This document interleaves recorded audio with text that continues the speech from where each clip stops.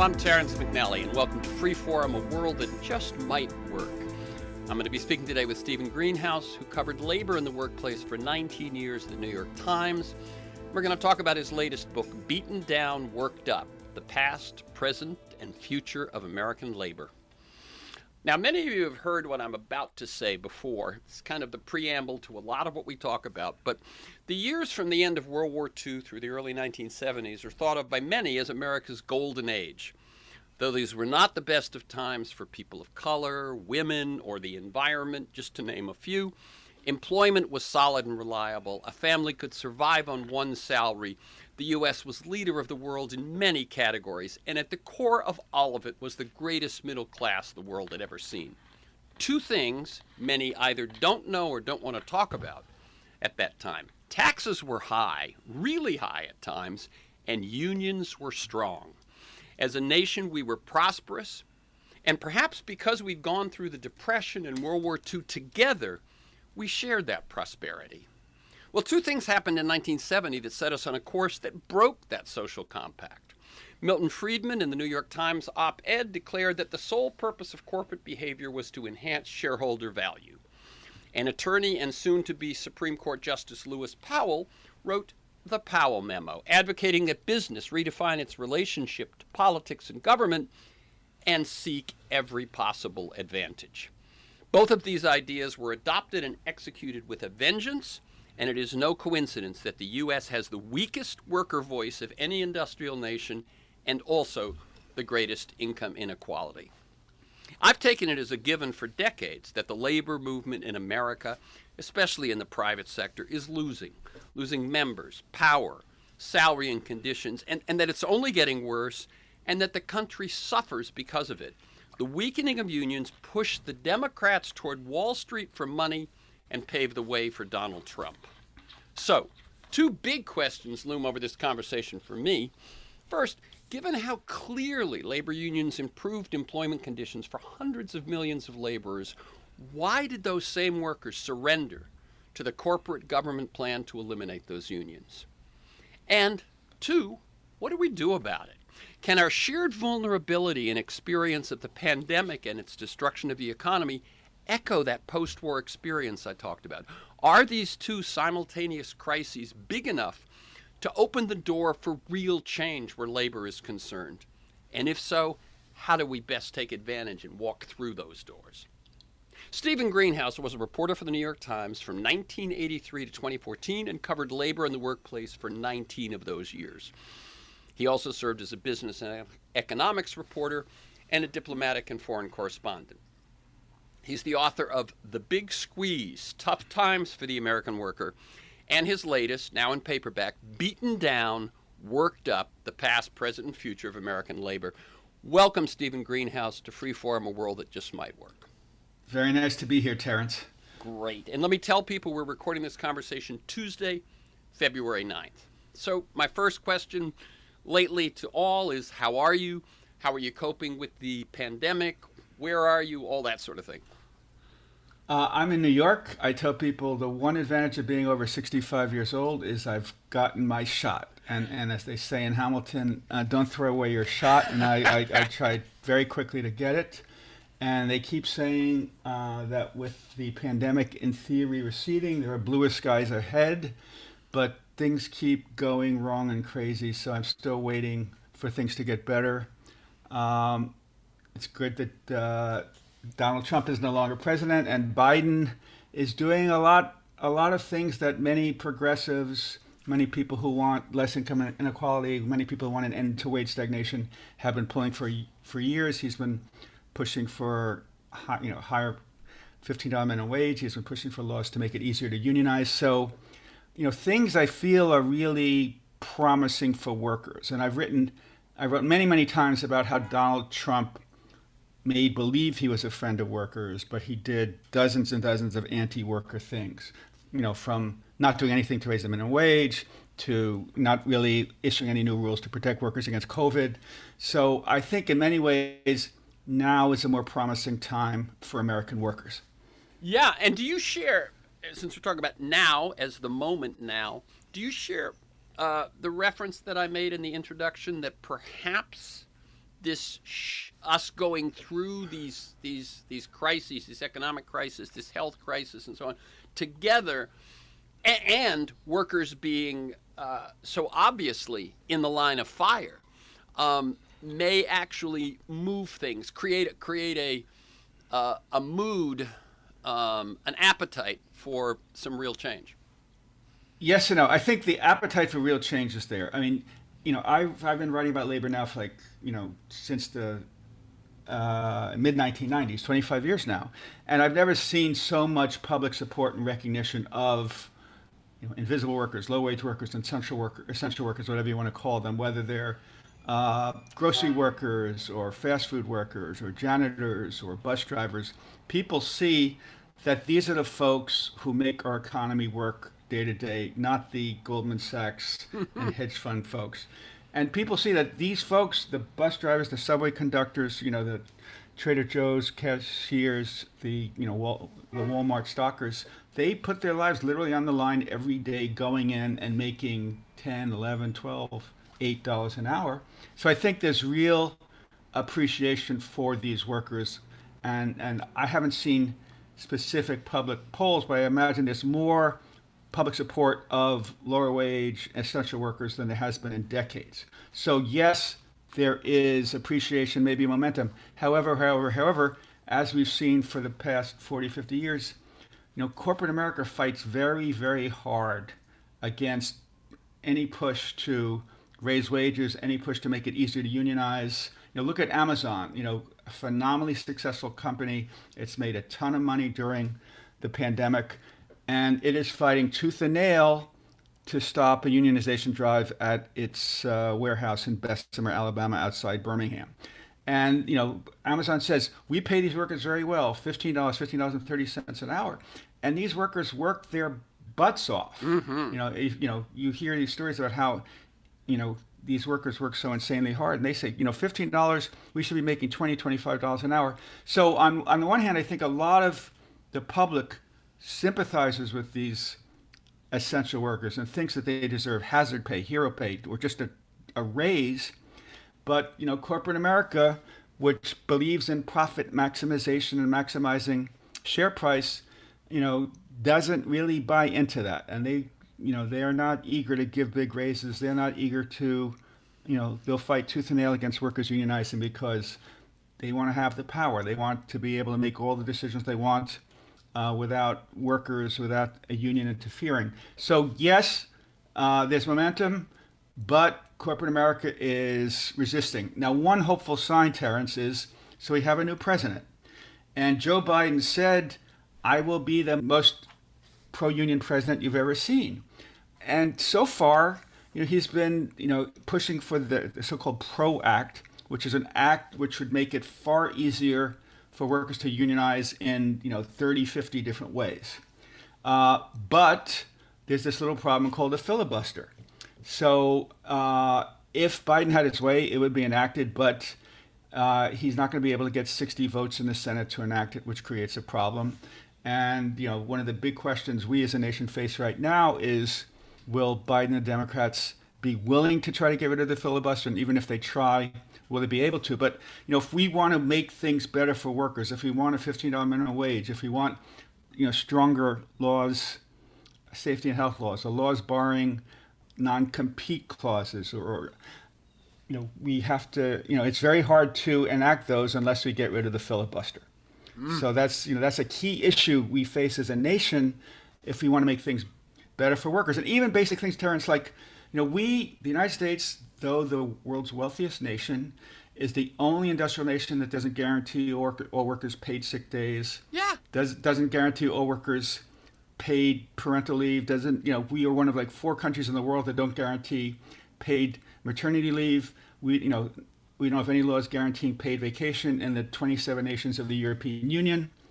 Every worker is guaranteed at least 4 weeks vacation. So things are really broken for workers. And unfortunately, one of the 2 major political parties really doesn't want to do anything serious to help workers because their corporate donors are unhappy with that, and they don't want to face any mandates that will raise costs. And one of the main points I make in my recent book, Beaten Down, Worked Up, is that there's something very broken in the United States. And that's workers have far too little power, workers have far too little voice, corporations and wealthy donors have disproportionate power.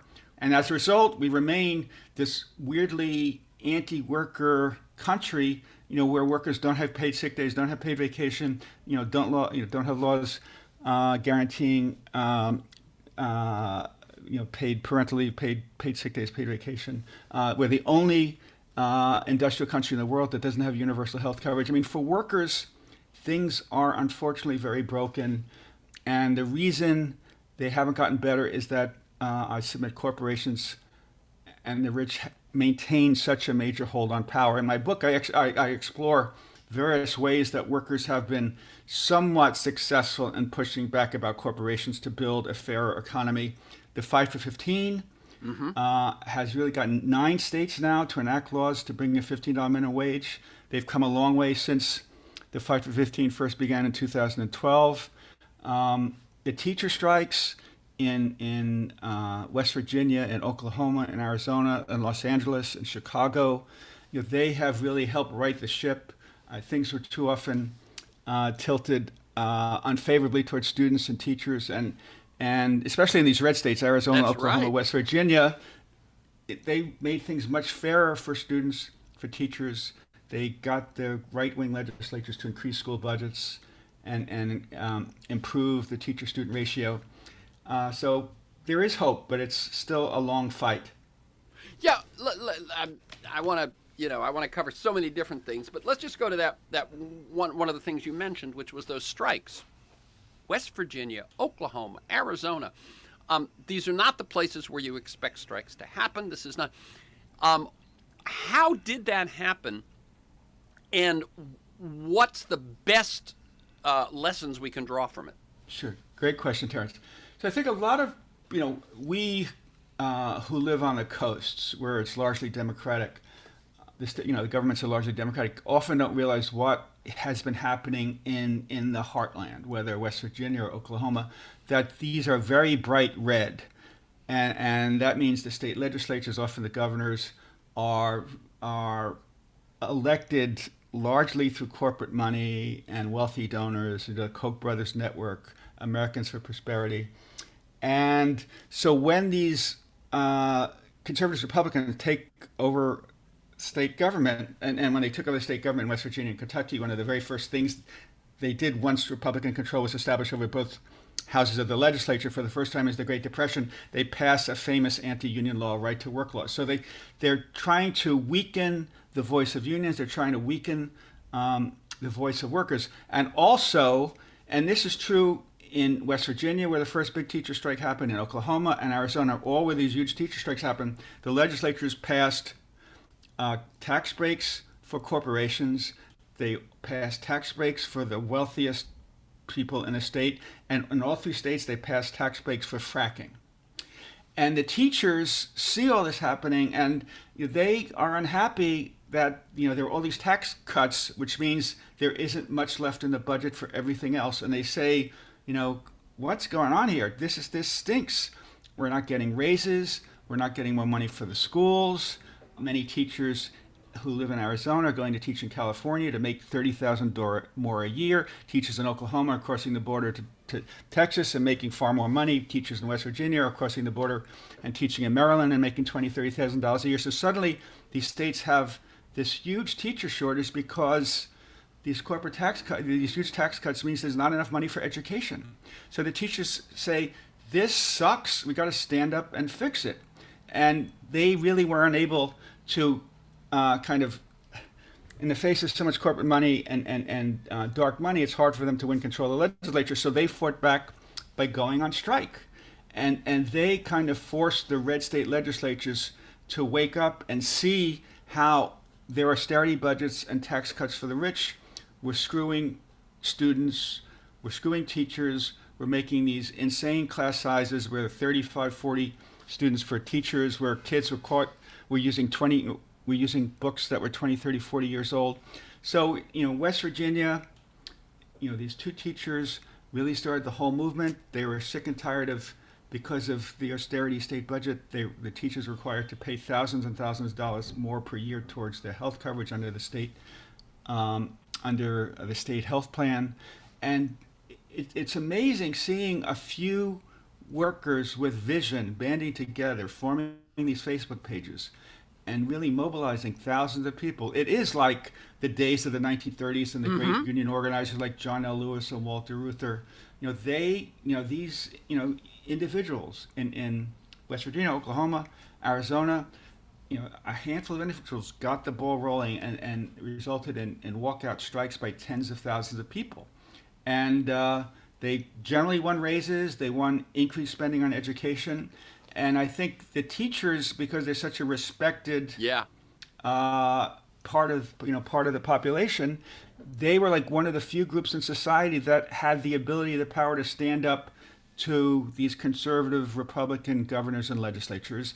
And they used their voice as workers, they used their protests, they used their Red for Ed shirts to make a very loud statement that in ways changed those states and changed labor history and made people realize, hey, there's been all this talk about unions being dormant, but look what the hell happened in West Virginia and Charleston and in Phoenix and in Oklahoma City, these huge strikes, and later in Los Angeles and more recently in Chicago. So I think what's happened with the teachers are really awakened workers across the nation and kind of paved the way for the essential workers to be more emboldened about standing up and speaking out because they saw what was happening with teachers. And I should also add, Terrence, there's the Black Lives Matter movement and the women's movement, the Me Too movement, and the environmental movement. There's been a lot of activism on many fronts in recent years. The DACA movement, and I think that is also helping embolden workers. Embolden workers. Just the fact that public protests, public demonstration, public uprisings are they're happening. They're back again. Yeah. I read one article that said like one fourth of high school students in the nation have participated in some type of protest, whether a gun control protest or an environmental protest or a Me Too protest or an anti-Trump protest. And one might say that's a very promising statistic that, these young people are like standing up and getting used to not putting up with all this unfairness, inequity, BS, global warming. And I'm sure many parents and teachers and government officials saying, you're young, just shut up and not say anything. But I think a lot of students have a great sense of what's fair and unfair.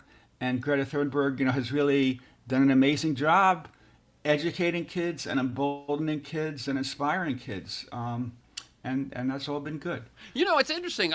As you were saying, you said one fourth. Was that the number? I think it's 1/5 to 1/4. 1/5 or 1/4. But still, what I was thinking was, you and I came through college in late 60s, early 70s, time of great activism. But nothing like that had happened in our high schools. High school was still a pretty, I was a, flat top jock kind of guy. High schools were still very much on the, in control, and it was not till you got to college or you broke away that people got active. So I think that's very promising. Yeah, I agree. And one of the great things about the teacher strikes, Terrence, is a lot of people say one of the big problems with labor unions in the United States in recent decades is people see them as selfish, as only wanting to, get a 8% raise while other people are struggling to get a 2% raise, and that unions really have to show the community that they're part of the community and they want to lift the community. And one of the great things about the teacher strikes, it's like the Los Angeles teacher strike. Before it began, I think the teachers were offered, a 6% raise over 3 years, maybe 7%. And the teachers were also asking for better student-teacher ratios, more school librarians, more school counselors, more school therapists, more green space for kids. And so they went on strike really with the demands being more to help the kids than to help themselves.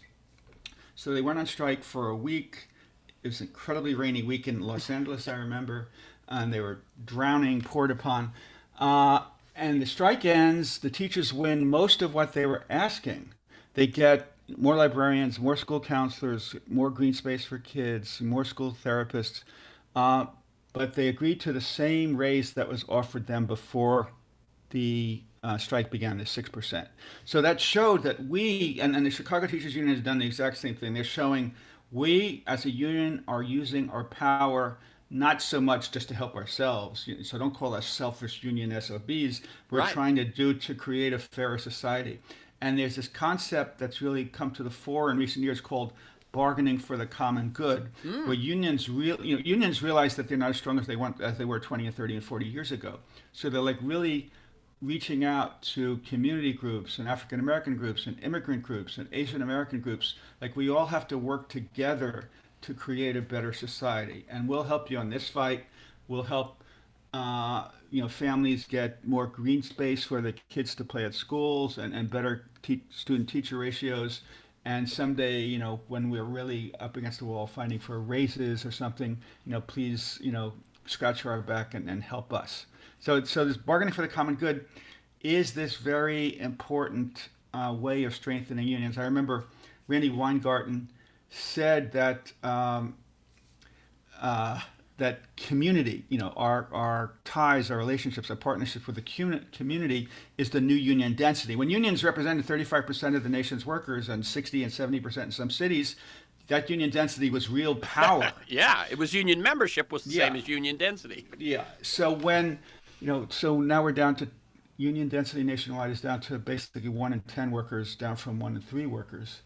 And so now to really have the power of old, unions are realizing that forming bonds, relationships with the community, with community partners, is in effect the new density, the new power.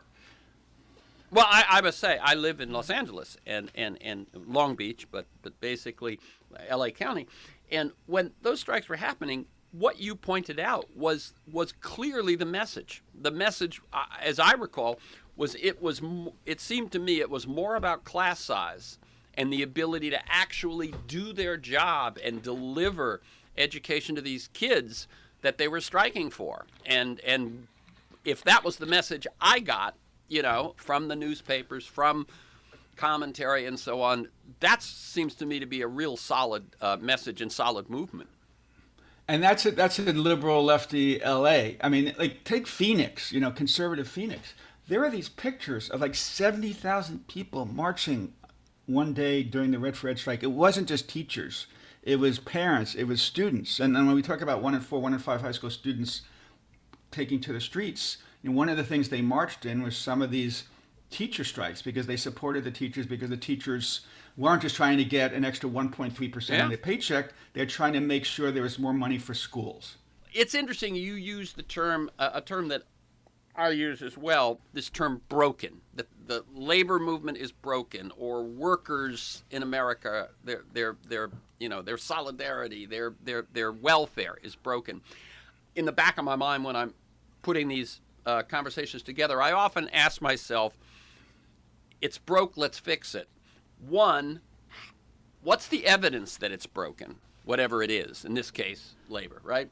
Two, how did it get broken? What's the history? Who are the culprits? And three, how do we fix it? What are the solutions? And if you can, I'll perfectly accept it if you say, you know what, I can't off the top of my head, but we've talked in sort of macro things, paid family leave, vacation times, salaries, membership, organizing.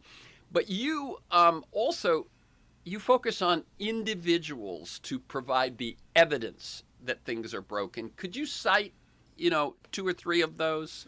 Sure. I mean, first, I say that the system is broken for workers because it is so massively anti-worker in so many ways. When you take, there's something called the Organization for Economic Cooperation and Development, which is kind of the rich nations club, 35 nations. OECD, right? Yeah. OECD. So among those 35 wealthy nations, the United States has the 3rd highest percentage of low-wage workers. Again, we are the wealthiest nation on earth, but we're the the third highest ratio of low wage workers. Again, as I say, and we're the only one without laws guaranteeing paid sick days, paid vacation, paid parental leave. So I say the system is broken for workers. I mean, in any other country, in the United States, if you work for a factory or a call center and it closes and 500, 800 people get laid off, all of them could lose their health coverage. Right. And their families too. That doesn't happen in any other industrial country, whether it's England or France or Germany or Japan, is that they have universal health coverage. So like your health plan is not screwed if the factory where you work, if the call center where you work closes. So that's what I'm talking about. The system is broken for workers in America. Now, one of the reasons it's broken is that unfortunately the power of unions, the voice of workers in the United States has been shrunken. I say, the labor movement is shrunken more than broken, and there are many reasons for that. But the overwhelming reason is that, and I explain chapter and verse of this in my book, Yes.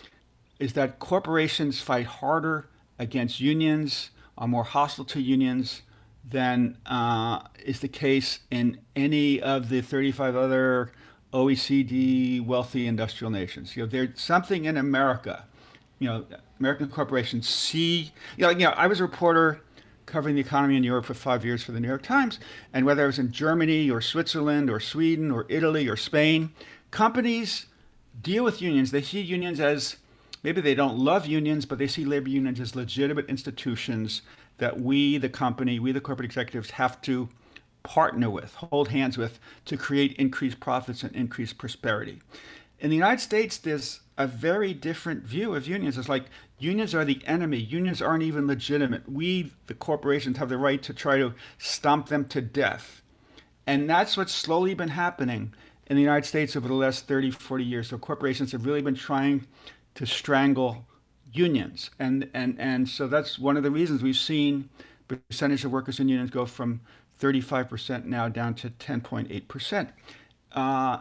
And let me jump in Yeah. for 1 second. That's when you say that 10.8%, that's including public service workers. If you Yeah. go to private sector, it's around 6.2. Yeah, it's one in 16 workers in the private sector Yeah. is in a union, and corporations make it so hard to form a union. And we all have friends who've gone to business school. Many of us do, and I think in business school they're taught unions suck. You don't want a union where you work because the first thing you want as an executive is autonomy and flexibility. Mm-hmm. And God forbid the workers were to have a union. God forbid the workers would have a voice in some decisions about, line speed, production speed. Well, that's terrible for you as a manager because you no longer have full autonomy. You no longer can do everything you want. So, there's something about the mind of American business executives that they just don't want to deal with unions, don't want to tolerate with unions, and they fight tooth and nail to get rid of unions. Now, I should be clear, unions aren't all perfect. I mean, there's been way too much discrimination against African American workers, way too much discrimination against women workers, way too much corruption against unions, especially 20, 30, 40 years ago. But unions have generally gotten much less corrupt. There's much less discrimination against women, against African American workers.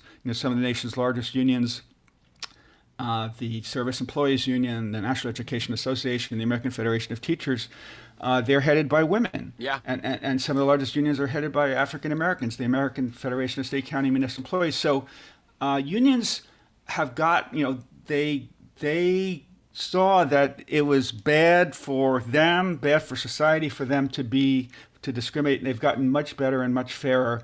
And I think they see that's important to bring workers of color and immigrants and women aboard if they're going to gain strength and if they're going to really try to do their best to lift, especially workers at the bottom, the essential workers, who complain that they're not being protected enough against COVID, whether at Amazon warehouses or meatpacking plants. Okay, let me tell people this is Free Forum, a world that just might work. I'm Terrence McNally. I'm speaking with Stephen Greenhouse.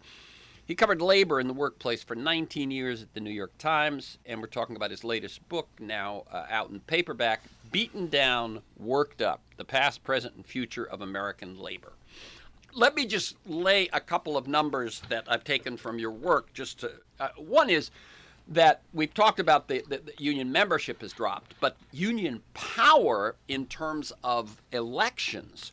In the 2015-2016 election cycle, business outspent unions 16 to 1, 3.4 billion to 213 million, according to the Nonpartisan Center for Responsive Politics. And each year, the nation's unions spend about 48-50 million lobbying in Washington, while corporate America spends more than $2.5 billion, 50 times as much. So when we know that the wealthy and the wealthy corporations get their way in American democracy, the study by the professor from Northwestern, the one from Princeton, and I never remember their names, but they found that when something the people favored was not favored by the wealthy, it had next to no chance of passing. That if something the people favored actually passed, it was because the wealthy also favored it. But that number about how business outspends unions, and if we go back to the 60s, the early 70s, this was very different. There were countervailing forces. That great American middle class that I talked about in the introduction was the result of a back and forth between workers and corporations, and now it has for decades now been a one-sided game. True. So I think the system is broken for workers, and I think you're making that case. Unions wish they could spend $3 billion a year on lobbying, Yeah. but they don't have that type of money, and corporate America has kind of infinite amounts of money. And you asked me to give an example of how the system is broken for workers. I write about several fast food workers in my book. Terrence Wise, a fast food worker in Kansas City, he was working for Burger King and Pizza Hut, who worked 2 full-time jobs, and he would leave work. He told me, and I slept. He'd leave for work around 6:30 in the morning before his 3 daughters had awakened to go to school. He'd work at Burger King from maybe 7:30 to 3:30.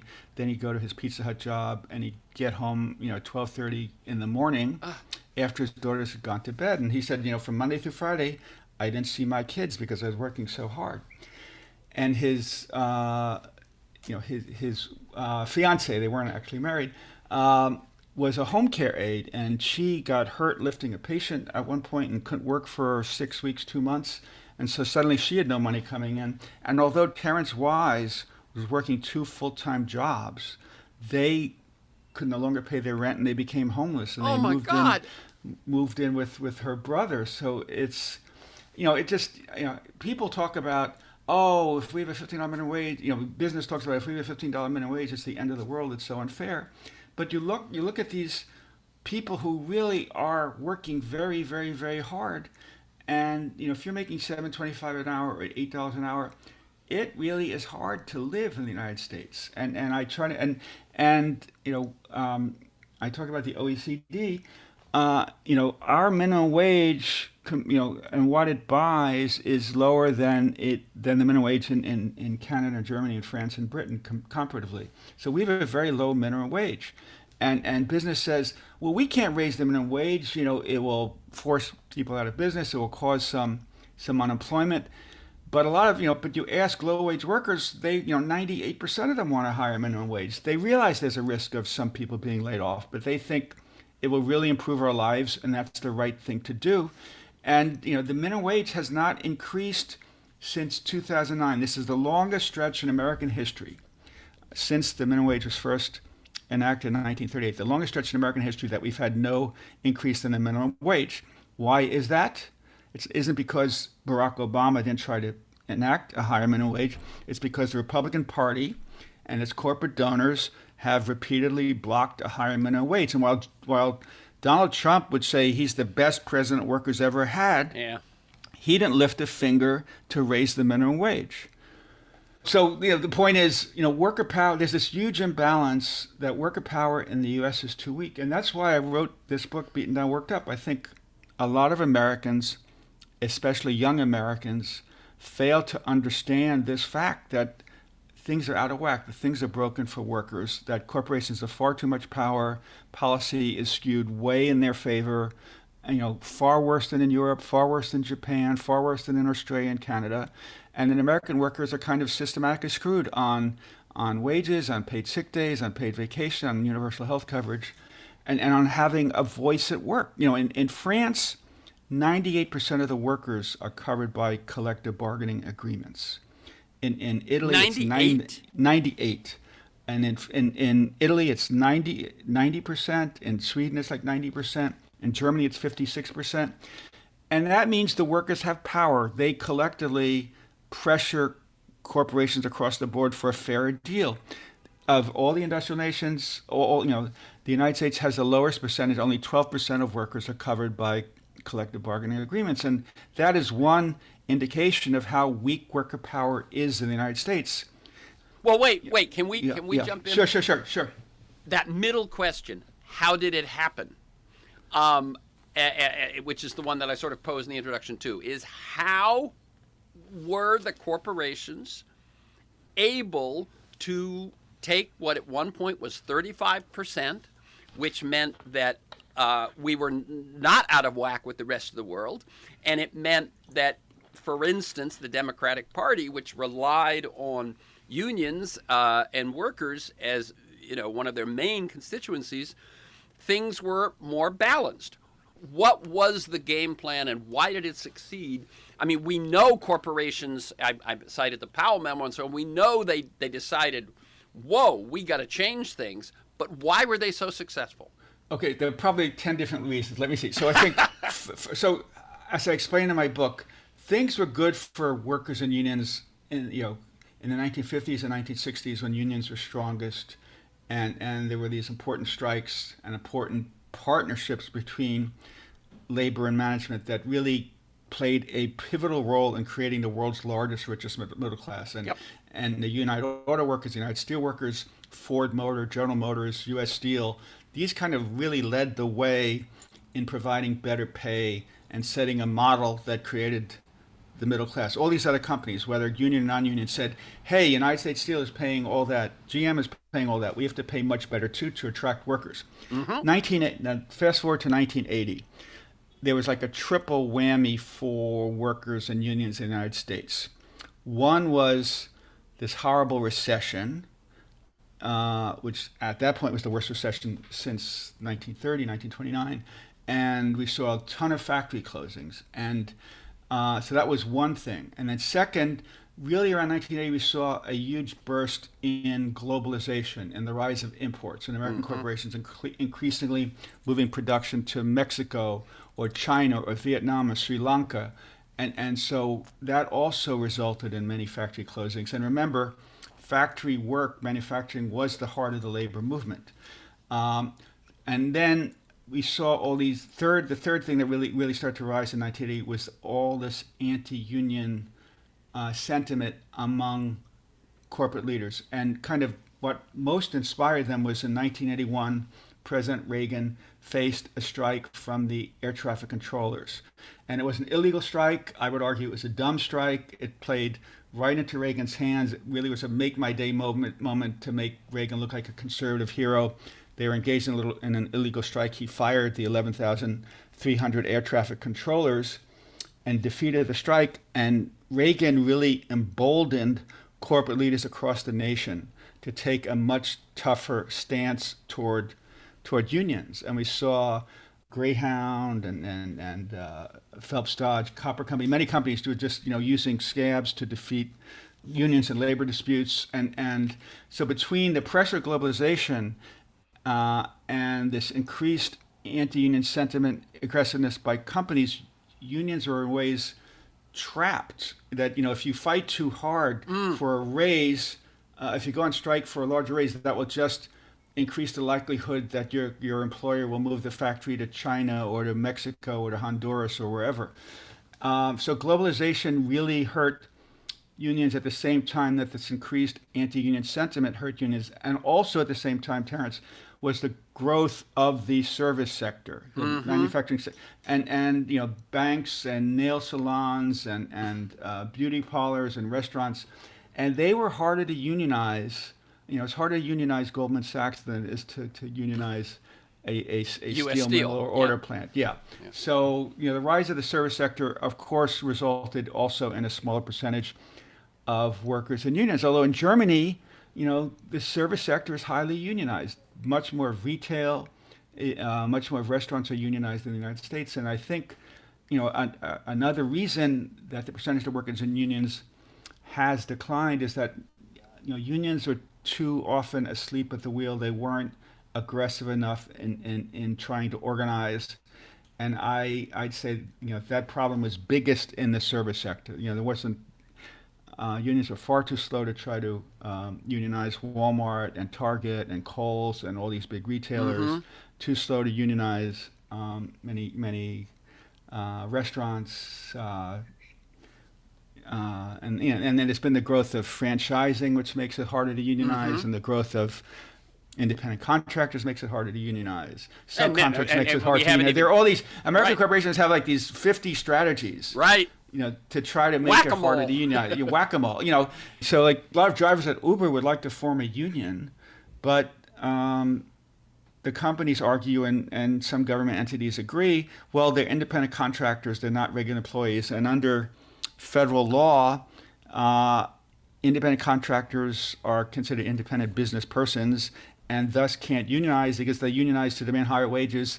It's considered an antitrust violation. All these independent business persons gathering together to demand, to set wages, to fix wages.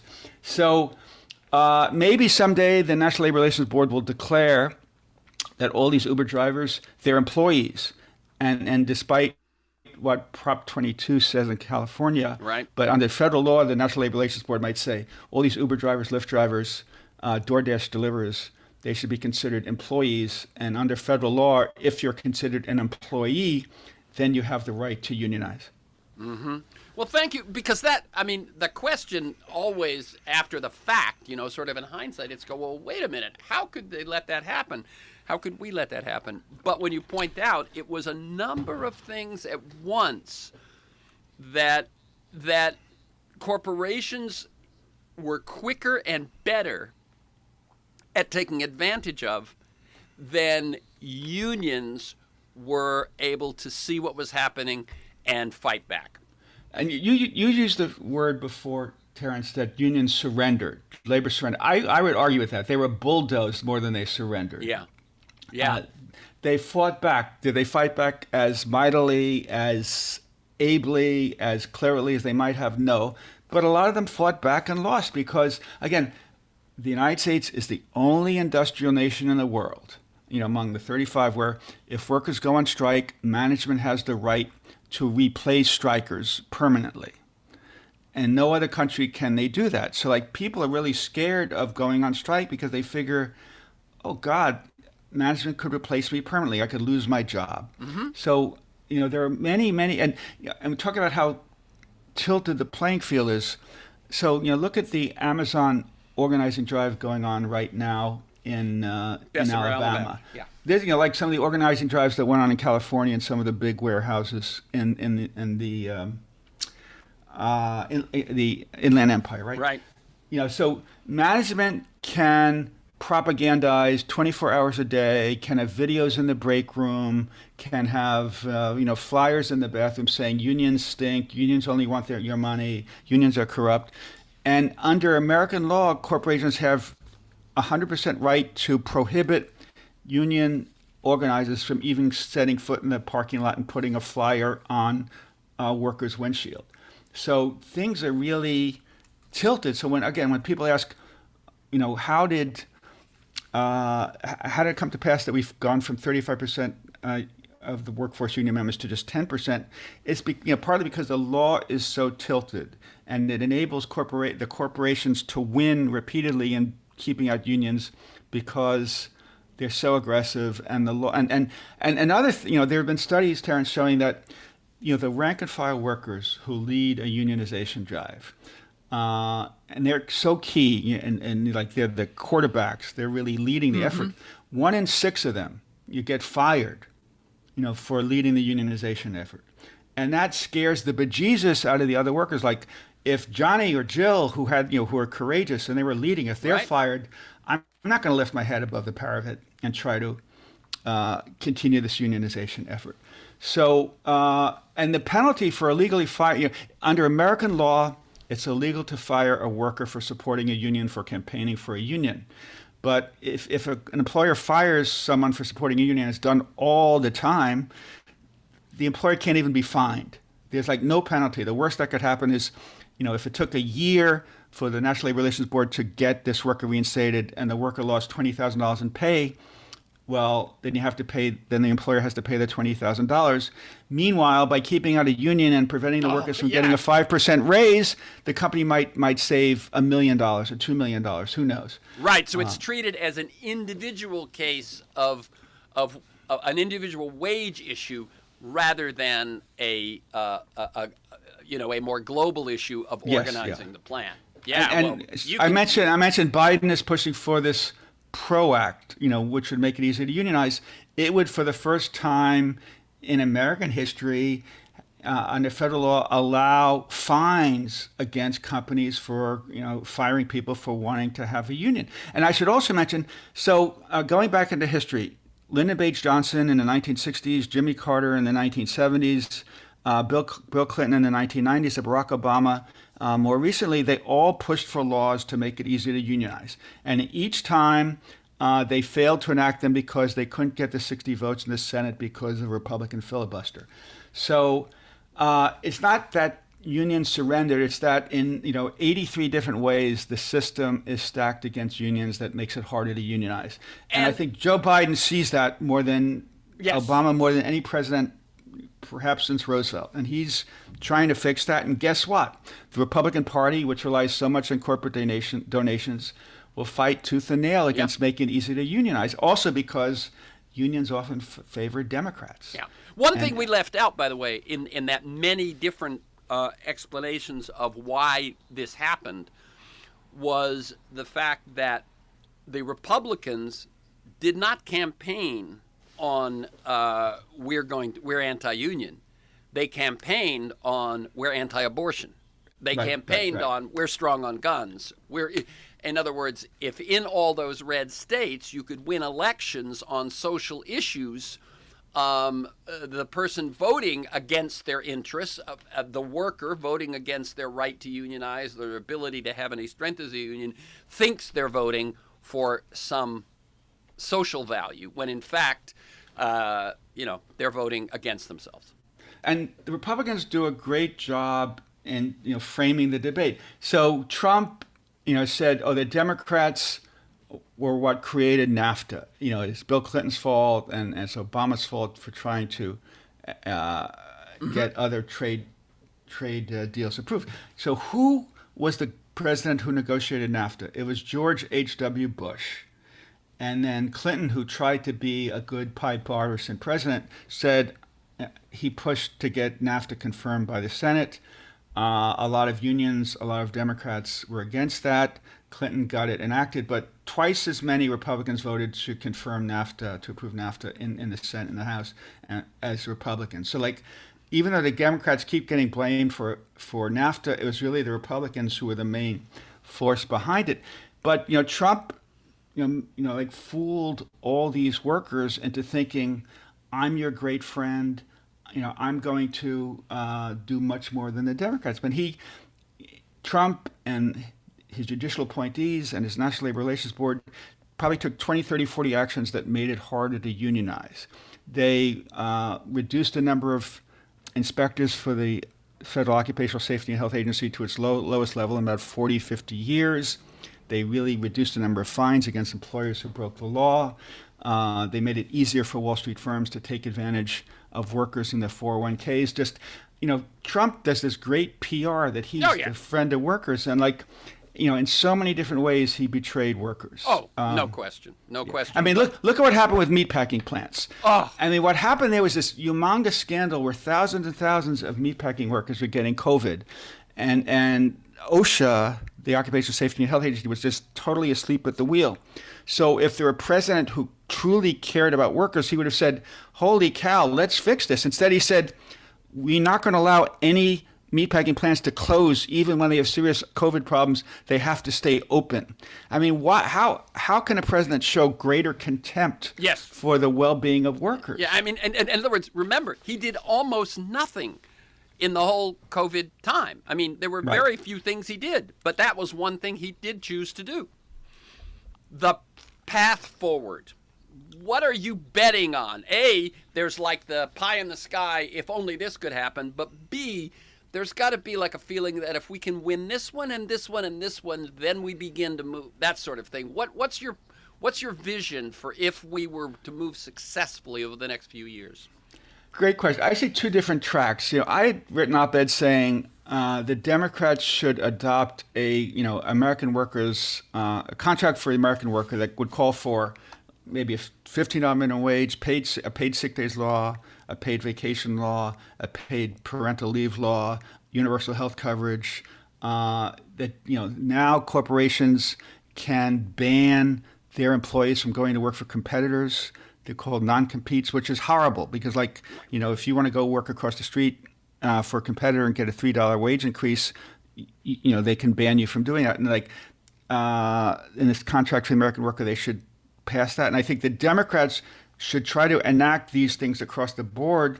And just like this new terrific idea to have $300 a month, per kid in the nation, the Democrats have been pushing that.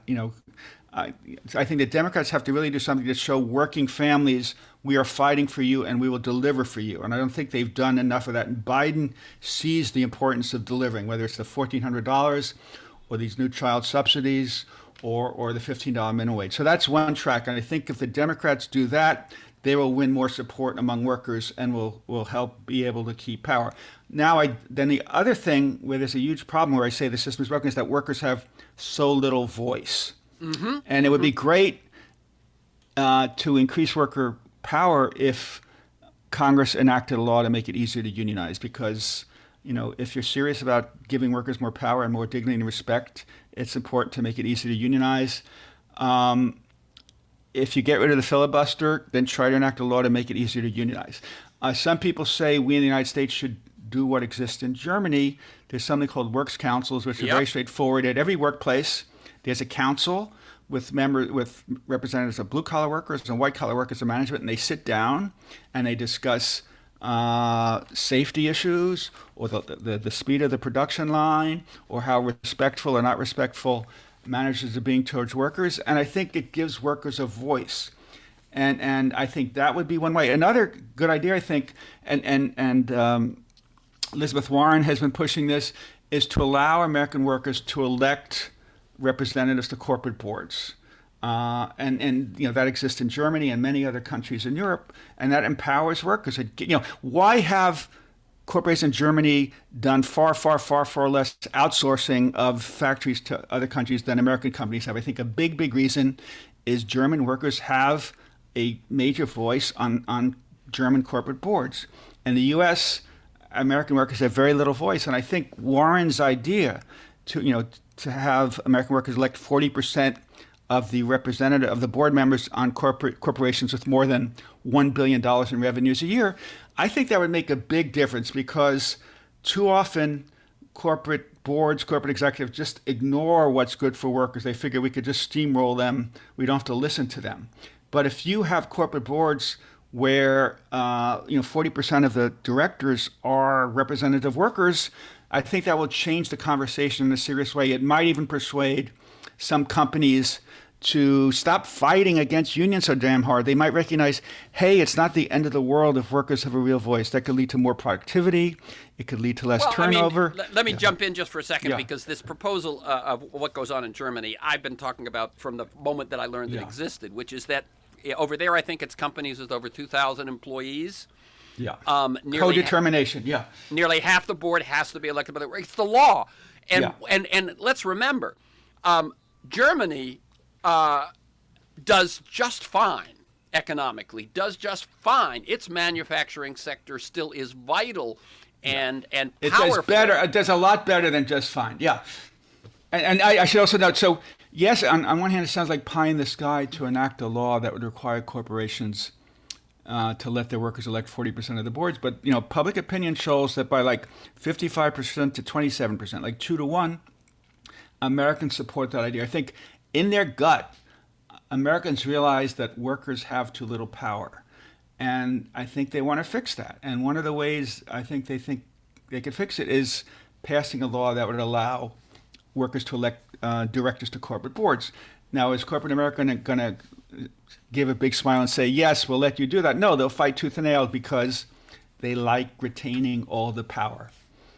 But you know, the optics, if you will, the political picture there of the thing being workers should have a voice in their corporation, and corporations saying, no, you shouldn't. I mean, it seems like at a time like this, when we've become more aware of who workers are and how necessary they are, perhaps there's a way of viewing that where that doesn't look so good for the corporation.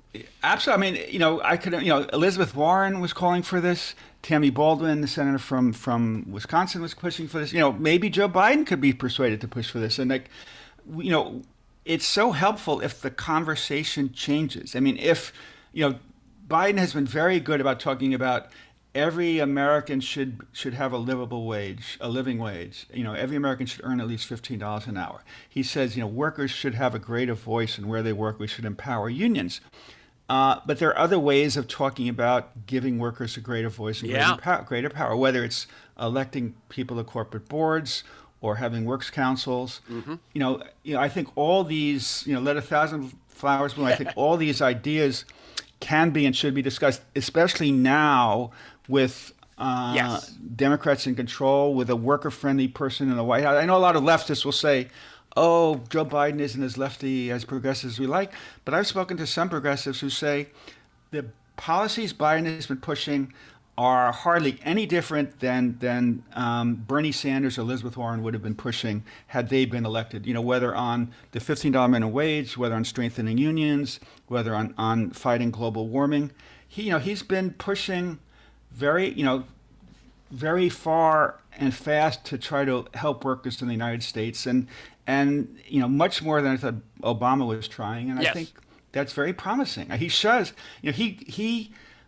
he shows he cares about workers and he values what they do. And I think that subtly is emboldening and empowering workers. And the question is, once we get past the pandemic, and during the pandemic, we've really realized and honored essential workers for the great work they do. What's the next step to empowering workers and creating a fairer society where workers have more dignity? And I think Biden is looking for that, and I think his economic advisors are looking for that, and Marty Walsh, his labor secretary, and Julie Su from California, his deputy labor secretary, will all be brainstorming ideas to make things better for workers, I think. Yeah, I think so too, and I think that the moment is right. And as you mentioned somewhere, there's like sort of three ways this could go. That somehow all this interest and all this motivation gets tamped down and things stay the way they are, or there is a resurgence of workers and labor, or it's some mix in between. So again, the book is Beaten Down, Worked Up: The Past, Present, and Future of American Labor. It really does tell lots of stories, the stories of what labor once was, how it got beaten down, not surrendered, but bulldozed, and then the signs, even before the pandemic, even before the Biden presidency, of how things have been, they don't get much publicity, but how things have been looking up. For this conversation and many other interviews and articles, to join me in pursuit of a world that just might work, go to TerrenceMcNally.net, TerrenceMcNally.net, or aworldthatjustmightwork.com. That's all one word, a world that just might work. They're the same website. If you want to receive my weekly email announcement of guests and issues and usually 8 or 10 articles that sort of flesh out the conversation, sign up at my site or email me at TeMcNally, TeMcNally@Mac.com. You can also subscribe and listen to the Freeform podcast on Apple Podcasts, iTunes, and most other podcast sites. You'll find years of podcasts at my site. They'll be searchable. You can follow me on Twitter at McNally-Terrence. Thanks to George Vasilopoulos at Progressive Voices. And most of all, you, my listeners, please share this podcast widely. And finally, thank you, Stephen Greenhouse, and keep up your good work. Thanks very much.